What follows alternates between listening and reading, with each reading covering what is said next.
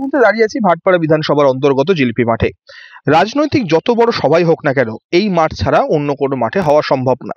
যেহেতু এই মাঠটা অনেক বড়, আমার চিত্র সাংবাদিক দেখানোর জন্য বলবো, এই মাথা থেকে ওই মাথার মাঠ কিন্তু দেখা যায় না, যে কারণে বড় বড় রাজনৈতিক দলের যারা কর্মীরা রয়েছেন বা যে সভাগুলি রয়েছে, সেই সভাগুলি কিন্তু এই মাঠেই অনুষ্ঠিত হয়। এবং তারপরে সভা মিটে গেলে বা ভোট চলে গেলে এই মাঠের পরিস্থিতি খুবই বাজে জায়গায় চলে আসে। যত সব অসামাজিক কাজকর্ম এই মাঠে হয়, এবং যার ফলে কিন্তু সাধারণ যারা মানুষরা রয়েছেন আশেপাশে, তারা এই মাঠ দিয়ে যাতায়াত করতে পারেন না।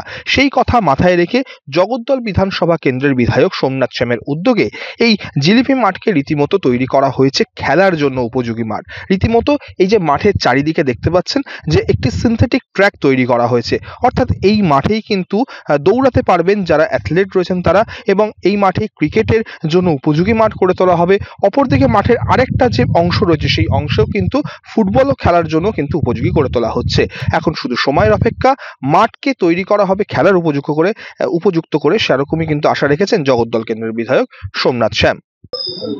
প্রচেষ্টা চলছে, চেষ্টা চলছে, একটা নতুন রূপ দিতে চাইছি ভাটপাড়া জগদ্দলের মানুষকে।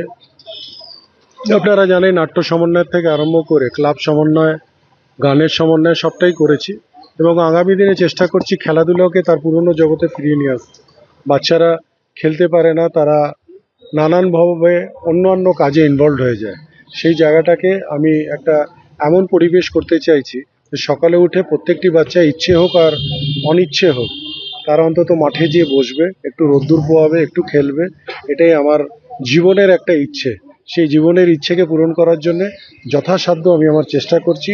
হয়ে গেলে নিশ্চয়ই আপনাদের আরও দেখাবো।